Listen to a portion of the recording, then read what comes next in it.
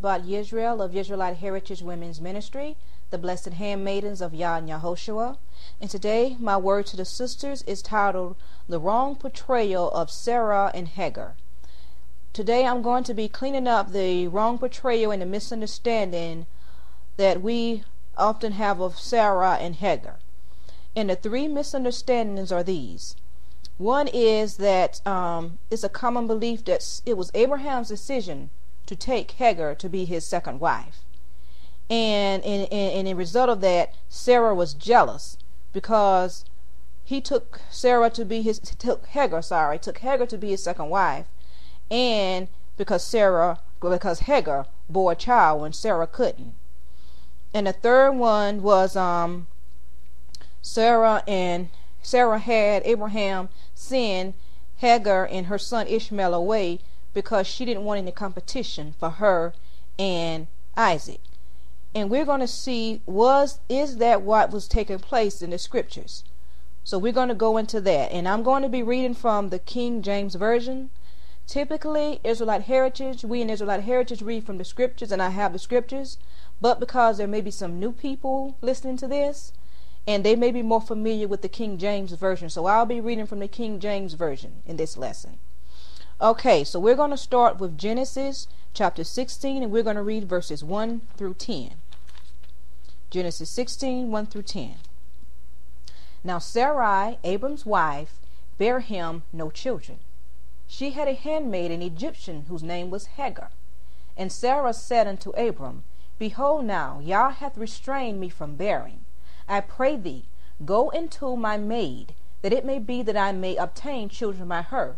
And Abram hearkened to Sarah, the voice of Sarah.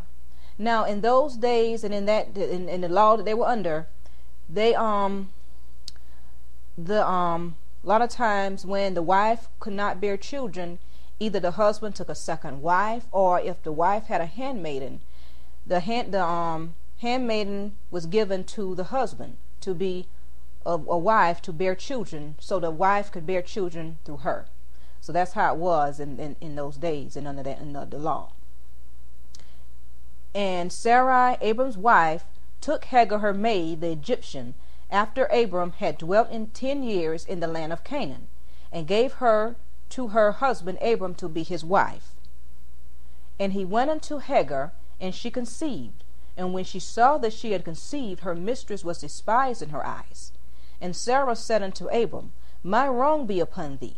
I had given my maid unto thy bosom, and when she saw that she had conceived, I was despised in her eyes, and Yah judged between me and thee. And Abram said unto Sarah, Behold, thy maid is in thy hands, do to her as it pleases thee. And when Sarah dealt heartily with her, she fled from her face. And the angel of Yah found her by a fountain of water in the wilderness, by the fountain of the way of Shur. And he said, Hagar, Sarah's maid, whence comest thou? And whither wilt thou go? And she said, I flee from the face of my mistress Sarah. And the angel of Yah said unto her, Return to thy mistress, and submit thyself unto her hand. And the angel of Yah said unto her, I will multiply thy seed exceedingly, and it shall not be numbered for multitudes. Okay, so now, with the second one, it was a common belief that Sarah was just simply jealous of Hagar because she was a second wife, and she had a child. But we see the reason why Sarah dealt with Hagar the way she did. When Hagar saw that she bore children, and all these years Sarah couldn't have children, she got the big head and she started disrespecting her mistress Sarah. So Sarah saw that, and Sarah had to deal with it, and she dealt with her kind of harshly. I mean, imagine someone, your subordinate, someone under you, getting a big head and disrespecting you. I mean, you're going to put them in their place. I mean, that's just how it is. And now also we're going to go to the book of Jasher. The book of Jasher is one of the books that was taken out of the Bible. And this is a legitimate book because a reference is made to this book in Joshua chapter 10 verse 13, and also in 2 Samuel chapter 1 verses 18. The book of Jasher is referred to in the Bible, in the 66 books. So it's a legitimate book. So now we're going to go to the book of Jasher, and we're going to read chapter 16 verses 23 through 34.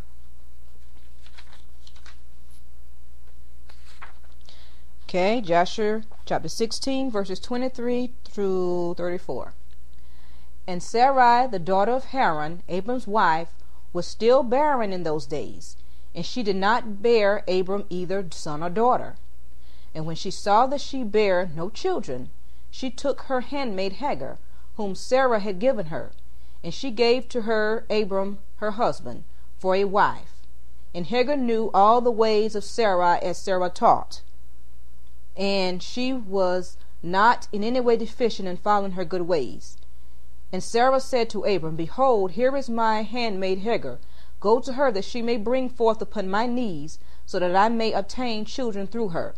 So I don't know if I could have neglected to put this in, but I know I was talking about the first one, how it's believed it was Abraham's decision to take Hagar. I don't know if I mentioned this earlier, but no, it was Sarah's decision for Abraham to take Hagar. So it was not his decision. She decided that he'd take Hagar to be his wife, second wife, to bear children by her. Because a lot of people say, well, that's why we shouldn't have polygamy, because a lot of times the first wife would get jealous of the husband to take a second wife. They would use this here. Now, I'm not going to go into that polygamy thing. I don't want to start a cat fight, but I just want to say a lot of times they use this to say, but no, it was Sarah's decision for Abraham to take Hagar. I just want to clear that up. All right, and let's go 27. And at the end of 10 years, Abram's dwelling in the land of Canaan, which is the 85th year of Abram's life, and Sarah gave Hagar unto him.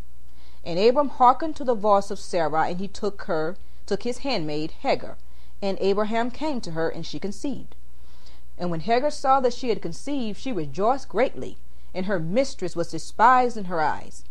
And she said within herself, This can only be that I am better before Yah than Sarah my mistress. For all the days of my mistress has been with my Lord, and she did not conceive. But me, Yah hath caused in a short time to conceive by him. And when Sarah saw that Hagar had conceived by Abraham, Sarah was jealous of her handmaid. And Sarah said within herself, This is surely nothing else, but she must be better than I am.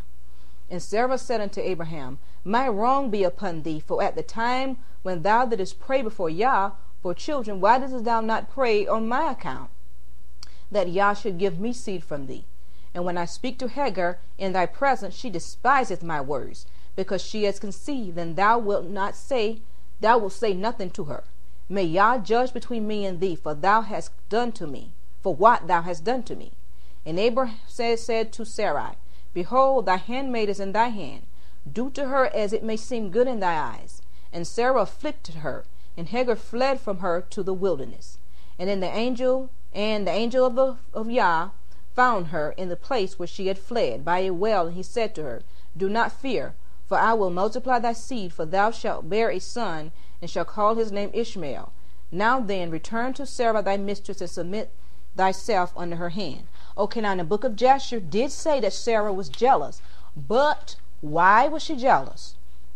She wasn't only jealous because Hagar bore a child, and when she didn't, it was getting her also because how Hagar was acting. Now you know how it is when someone, they have an advantage over you and they rub it in. I mean, that does not feel good. And that's why Sarah was that's why she felt the way she felt. That's why she had that resentment, because Hagar was disrespecting her.